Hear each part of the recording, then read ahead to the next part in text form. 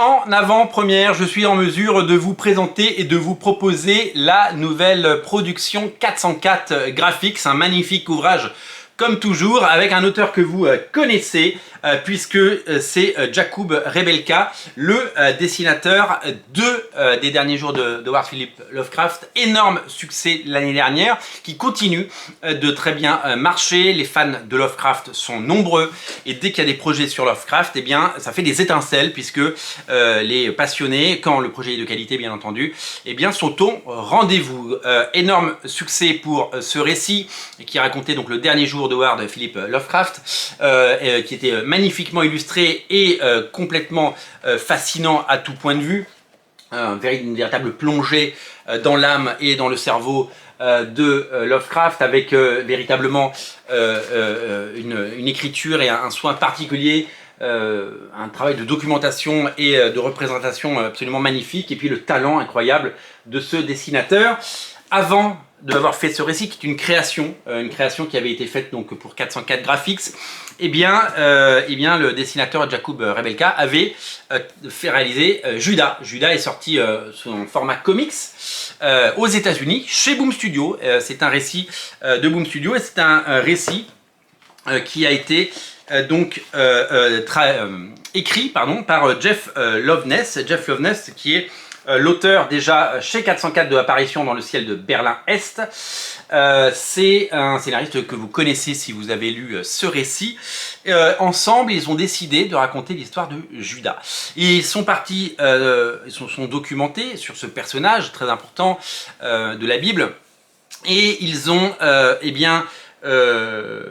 sont allés enquêter sur sa vie, de façon, parce que Judas est présenté de façon assez populaire et générale, comme il est présenté comme un traître, c'est le traître, mais quelle est son histoire derrière? C'est quelqu'un de plus âgé que Jésus, et c'est quelqu'un qui était là avant Jésus, c'est quelqu'un qui a une histoire. Et c'est quelqu'un dont cette histoire, cette légende qu'on retrouve dans la Bible, c'est un personnage qui a le mauvais rôle, si vous voulez. Pourquoi il a fait ça? Quelles sont ses motivations? Est-ce qu'on doit le limiter à ça, à cette image qu'on a et à ce mot, traître? Ou est-ce qu'on peut creuser un petit peu plus? Et est-ce qu'il ne serait pas le vilain de l'histoire? Puisque pour que Jésus soit le héros, eh bien il faut à côté un méchant qui soit vraiment méchant. Donc c'est ce parti pris qui a été pris par les auteurs pour nous raconter cette histoire.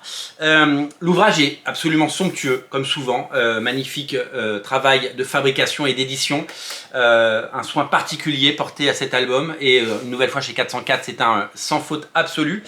Et en parcourant cet album, je ne peux que une nouvelle fois saluer ce talent de Jakub Hrabelka. C'est exceptionnellement beau et magnifiquement réalisé. C'est incroyablement génialissime, et je pense que vous allez être une nouvelle fois séduit par son talent.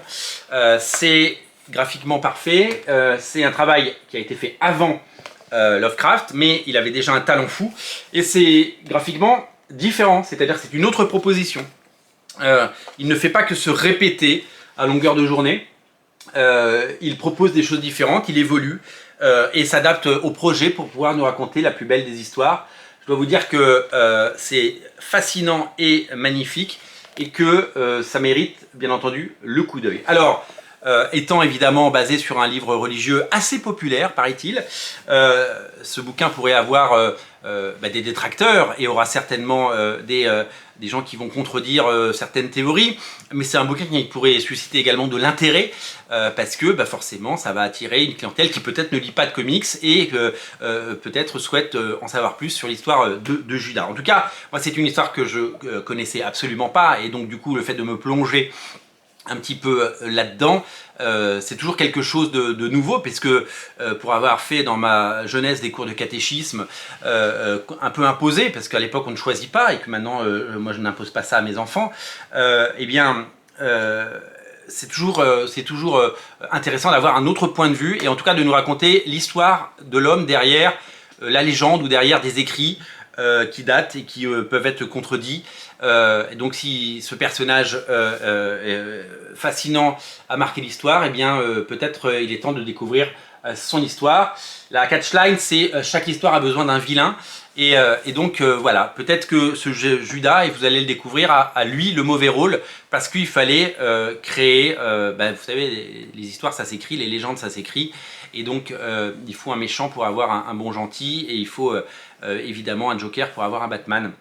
Je ne dis pas que Judas c'est le Joker, mais je dis juste que c'est en tout cas proposé, c'est une bande dessinée et c'est comme tel, et bien, comme une version alternative ou une version définitive selon votre avis de la réalité. En tout cas c'est magnifique, c'est un magnifique album, je pense que c'est le type d'album, s'il est bien mis en avant au moment de sa sortie, qui peut faire des étincelles en librairie parce qu'on a envie de le prendre en main, et s'il est couplé avec ce bouquin qui continue de marcher et qui va continuer de marcher à Noël, et comme il a marché l'année dernière, il y a eu plusieurs tirages, je crois qu'il y a eu 3 tirages de ce récit, et bien vous allez vous régaler et vous allez en prendre plein les mirettes. Voilà, donc Judas est disponible à partir du 24 octobre, et c'est un bouquin dont on reparlera et qui en tout cas a énormément de qualité. Je vous invite bien entendu à jeter un œil au moment de sa sortie. Je remercie les éditions 404 de m'avoir fait parvenir en avant-première pour que je puisse vous le présenter. Je vous dis à très bientôt les amis, salut. Et n'oubliez pas de vous abonner à Radio Comics pour ne rater aucune émission.